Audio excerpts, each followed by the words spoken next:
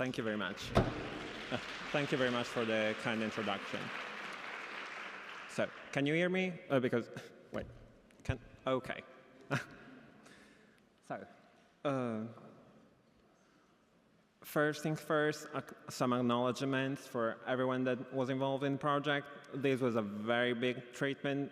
Many people were involved. I'm thanking just the first and foremost Equita that made everything available with a donation to the Academy. And then the Politecnico and the Lettra for the diagnostic analysis. And then all of the cultural heritage institutions in Milan and in Florence that helped with the research part of the treatment.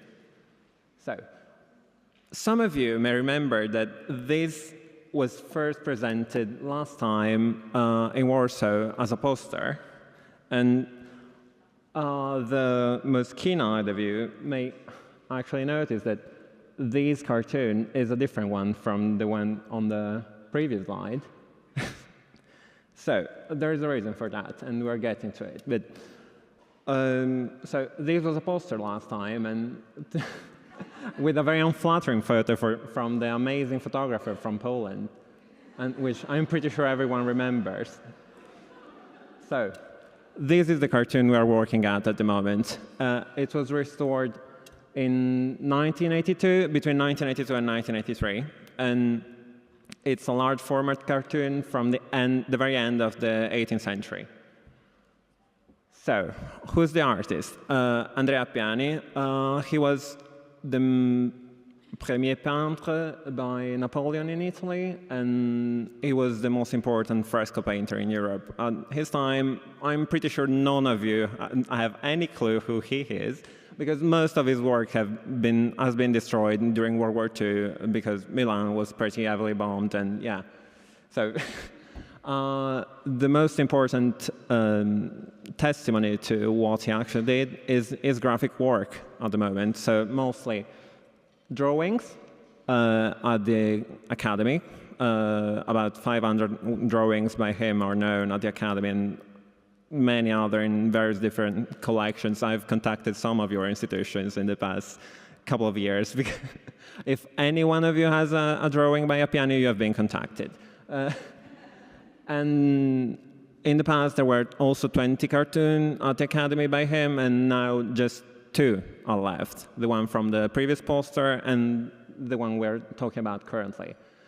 This particular cartoon was gifted by Appiani himself to the Academy in 1806, while the artist was still alive, and as part of the research, we were able to actually reconstruct the original position within the gallery space of the cartoon itself. So that helped to understand why so much of the light damage occurred, because it was right in front of a window. And it has been on permanent exhibition for over 200 years.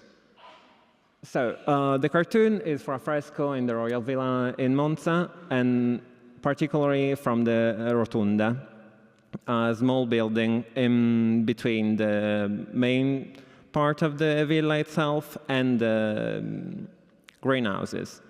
And the frescoes themselves have been restored in the 1980s by Pinin Brambilla, one of the most famous conservators in Italy from the past century, and that has helped us with some research on the technique also to understand how the cartoon itself was used. And the image from the cartoon is for the central scene out of the 9 that make up the cycle of paintings. So, where did we start with our research? We had this object, and we started looking at the archives at the Academy. We couldn't find any kind of documentation, but that single sheet that just says the cartoon, both of the cartoons have been given to the previous restorer, nothing else. And so with this research, we were able to contact the conservator herself and find out, and actually receive, she was very generous with sharing the documentation she had left in her archive. We currently have 30 pages of documentation and 18 photographs, which were very important for our treatment. So what happened between 1982 and 1983? The title is ominous, theft. During the treatment, a large part of the object was stolen, about 40 by 30 centimeters, right in the middle of the object. One day they just walked into the workshop and a head was missing. Yeah, that happened. And also, these are some before and after pictures from that treatment, and you may notice that something else is missing, the original mounting. Then the 1806 mounting was removed. And also, the third part of my title was trolleys, because I don't know whether you can actually see it, but the conservation treatment was sponsored by a supermarket chain.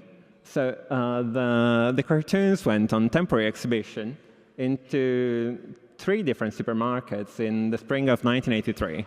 So all of the discussion we have had about climate and relative humidity and temperature fluctuations, supermarkets, like neon lighting, like also this has been on permanent exhibition since 1806.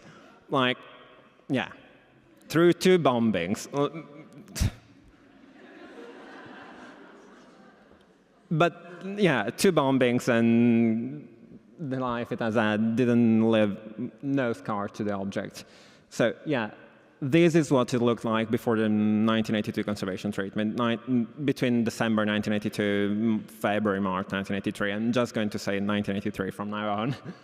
So this is what it looked like. The mounting paper, very crumbled and tears everywhere, because it had a thick layer of distemper, possibly or gouache, something like that. And the primary support was detached from the previous lining. It had 2 linings, a paper lining and canvas backing, and they were not adhered. It's pretty self-explanatory. So what did they do in 1983? They removed all of the previous materials for the mounting, detached the canvas and the paper, and completely disassembled it and washed it.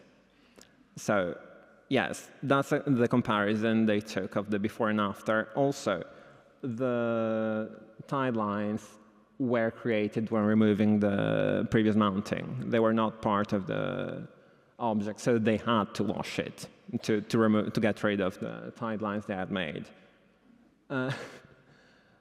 And yes, that's a stark difference, the color, yes. And of course, something was lost, not just, I mean, the definition in between the before with the white heightening and something was lost. And then magically it reappeared, the definition and the difference in contrast. So something was added and that we couldn't remove. And we had to live with that decision. So what was added on the back? Because they didn't just retouch the front. So this is a schematic representation of the paper backing. It's 10 sheets, and the arrows refer to the machine direction of the lining. And it's wood pulp base, very thick, about 300 grams per square meter printing paper. Lignin, a lot of lignin. And as you can see, the grain line is not very thought of. And so that led to some problems, some planar distortions. Also, what did they use to glue the lining down? A very complicated stratigraphy of from the top, this is the object, then some cellulose ethers, or supposed cellulose ethers, we'll get down to that, but according to the conservator, it was wallpaper glue. Then on the join lines of the lining papers, those had been joined before actually pasting the new paper on top of that with a synthetic adhesive that has not been able, we have not been able to identify, but it was thermoplastic, was not soluble in practically anything, and we have discussed it with the conservator, and most likely it's acrylic. And also a traditional canvas lining, Italian canvas lining with glue paste glue, so protein-based and also starch-based. And then it was mounted on a new stretcher, but they had some issues also with stretching it. So they started stretching it, then it was wonky, so they unpicked part of the stretching, but they had already put some tape on top of the nailed edge. So we found some smaller nails, then some partially covered parts with two first layers of tape, then new nails, and then two new layers of tape. So it's down to 5 layers of tape, if we consider the one from the pasting together of the paper lining. So yes. So what issue were we faced with in 2021 when we started this intervention? As you can see, these are the distortion caused by the grain lines, grain direction of the paper, and this is a join of the lining papers. And in some areas, not too visible in this picture, but it was completely ripped open through the canvas. So what has caused this? The object being on permanent exhibition in unstable climate since 1806, the previous conservation treatment, and also, of course, after the previous conservation treatment, it was infested by insects. So all of the black dots are abrasions, superficial abrasions caused by insect damage. And we also found the critters between the stretcher and the canvas backing. But it had undergone a disinfestation treatment in 1994, so no alive bugs. But yes, I counted them, because of course I did, around 3,000 individual holes, yes. But at least they were very superficial. They were nice. Could have been worse. So, how does one approach this kind of object? That's what my 2019 presentation was about. What do we do? Where do we start? So, literature research. I looked into everything that has been published since 1986 till at the time 2019 on large format paper objects, and compiled the list of what had been done and pros, contras, and whatever.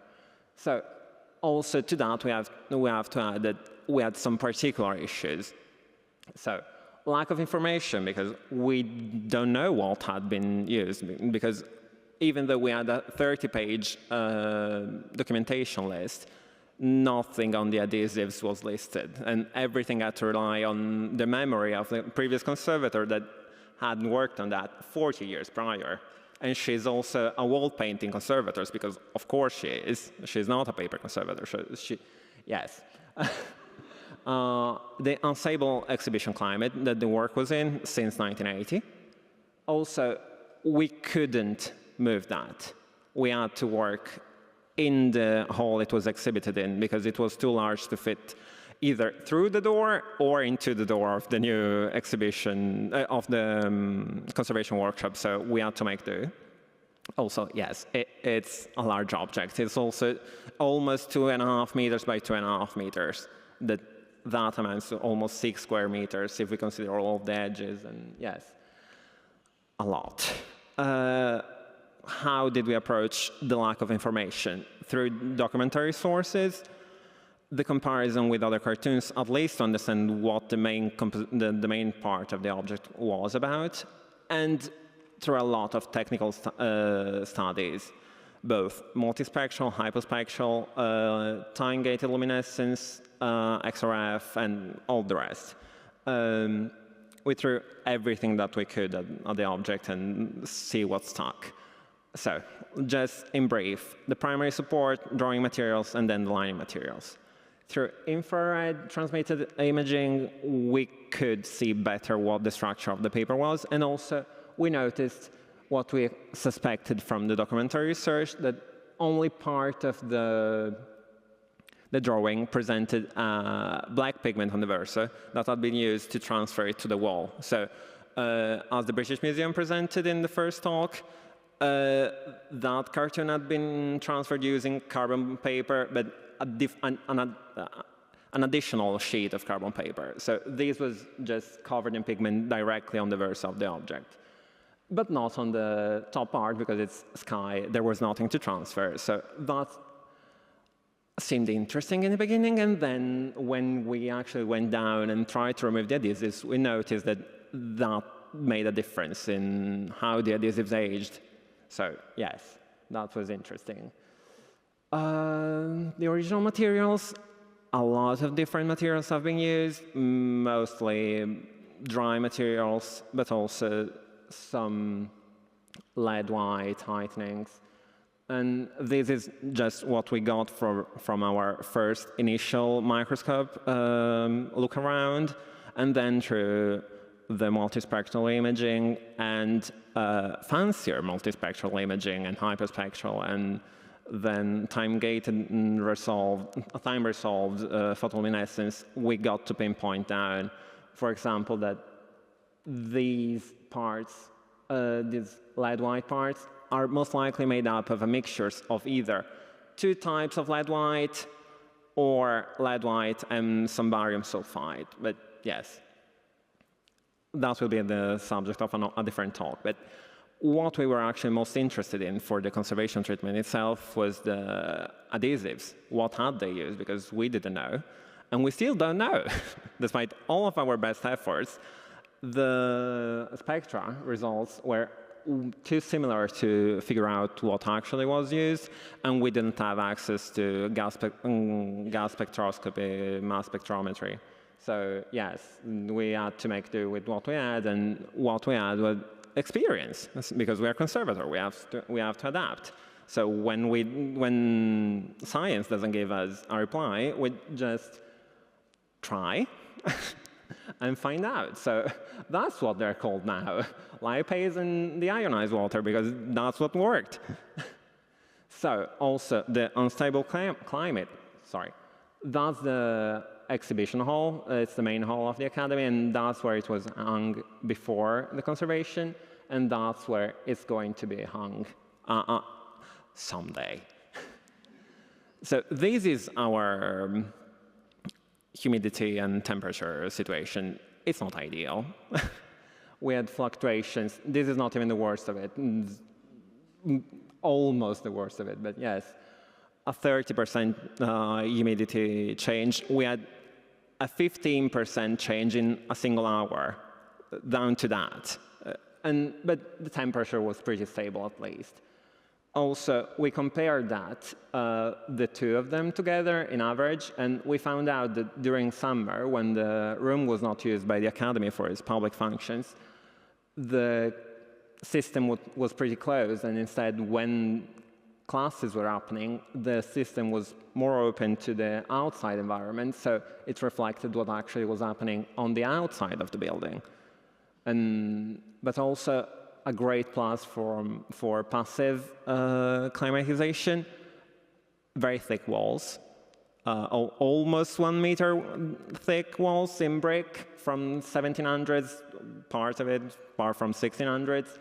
It took a week to transfer the heat from the outside to the inside, so that's good for passive conditioning. So yes, this is where the workshop was set up inside the room. This is where a previous climate monitoring campaign had been had, and this is where we did our most current one, because this was closer to the original exhibition place, and this reflected more the final exhibition place. Also, this part goes to the inside of the building. This wall is directly on the outside, so much more fluctuations of humidity. So we considered everything. We didn't know what we were going to do. So the same with the British Museum. In the beginning, we thought that we could have been more conservative and keep the lining, because it was very well adhered. The 1980s lining was still functioning. It was keeping it together, but the planar distortion was too much. So in the end, we decided for a full lining removal. So that's the beginning. We had to take it down from the wall, and I'm not discussing everything because it was a very involved treatment. It took more than a year. So just in brief, the facing, the removal of secondary supports, lining, and then infilling. Before proceeding with the facing, we tested everything for stability. The original materials were surprisingly stable. I mean, whatever was still left on the paper after the washing was there to stay. But the retouching was not, so we were fine with losing some of the retouching and the other material from the 1980s. So we faced it. It was a long afternoon, 3 layers, and I was lucky being tall because nobody else could reach the middle of the cartoon itself. So we have been joking that I've been given this object just because I'm tall. So this is just the first layer. I'm not boring you with all of the layers. So this is the first layer structure, and then the second and the third layer were the same, just offset a little to avoid too many overlaps. Then, after lining, we were able to actually remove the nails, 276 nails. Yes, that took 2 days because they were breaking off. And we were finally able to start with the removal of the backings. So everything dry from the beginning, canvas, then paper, and that took a long time. Someone can attest to the fact that that took a long time to remove the paper backing.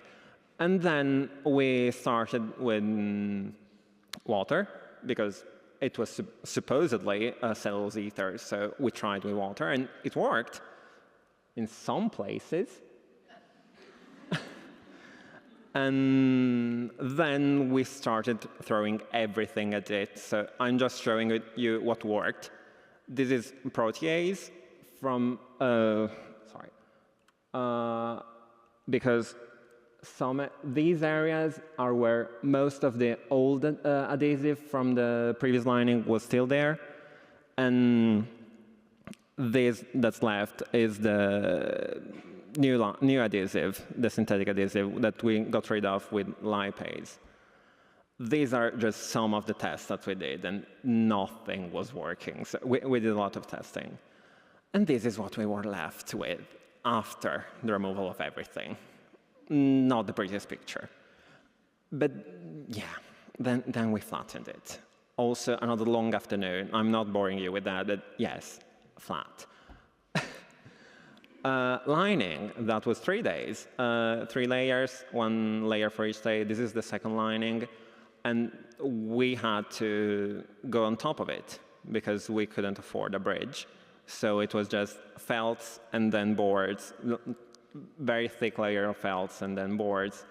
And everything was humidified and flat. So we didn't feel like it was posing a risk to the object. And also it had 3 layers of facing on the front. And yeah, then we could proceed with some infillings and retouching. And what is still to be done? Addressing the infill of the missing head, mounting and infilling the edges, and managing to find a climate-controlled edge, or at least find the funding. We have very different, many projects with funding.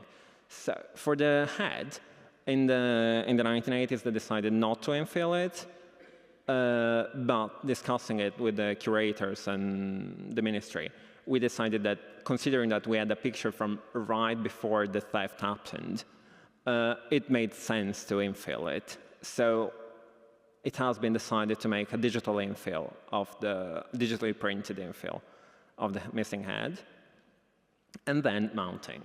It's larger than most mounting boards that are being sold, so we have to choose and pick and then mount it. we were thinking about mostly honeycomb panels. So, what did we learn from this treatment? The fundamental role of conservators' private archives, even when working with large institutions, because without the materials and the information that the previous conservator gave us, we would have been lost. We would have not known that most of the front had been lost, like the pigments. The pigments from the front were, I mean, it wasn't that evident from the photographical documentation kept at the Academy. Also, how unstable some of the reversible adhesives that we are still using are, because, yeah, I mean, they have been tested extensively, but not in all conditions. So a simple change as the presence of a pigment that was not accounted for in the testing made all of the difference in the removal of the adhesive itself. Also, how important was actually trying and removing everything, because from the analytical techniques, we couldn't differentiate the 4 adhesives that were present on the versa of the object, but actually trying and seeing the solubility of them made it apparent that it was not a single adhesive, as it was written in the documentation and as we were told by the documentation. And also how important an active dialogue and communication between conservators and scientists can help in understanding what's that we are working on. Thank you. It's not the most amazing before and after, but cartoons.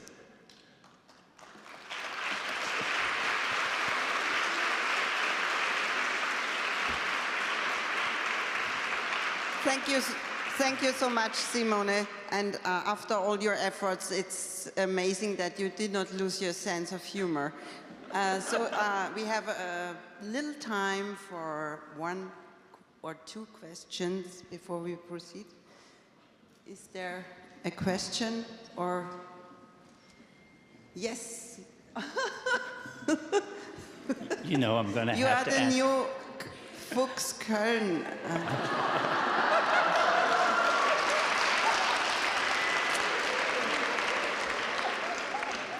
But Simone, I'm curious about when you faced it.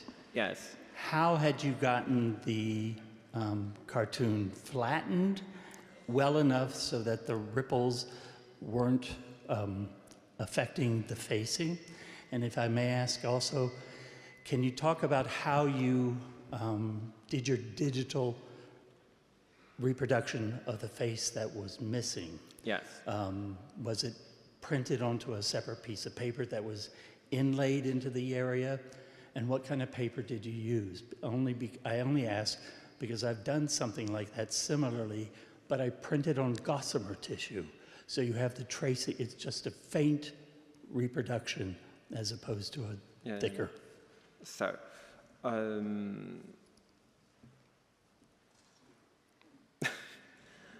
printing. So the printing has not been done. The infill has not been made.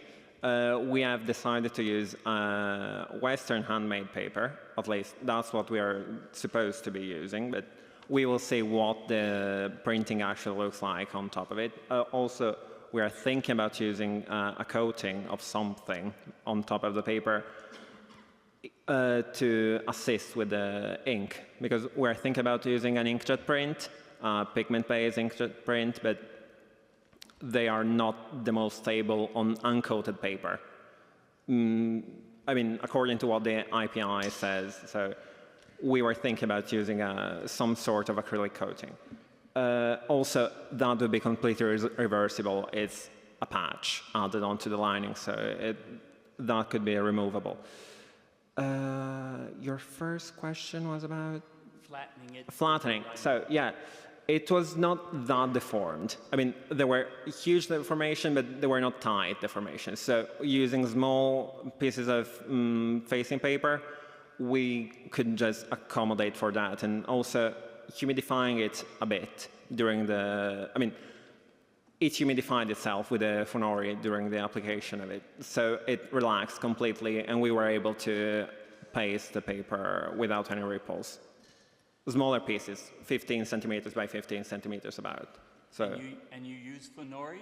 yes, Okay. 1.5% cold extraction rather than heated. Yes, less tack.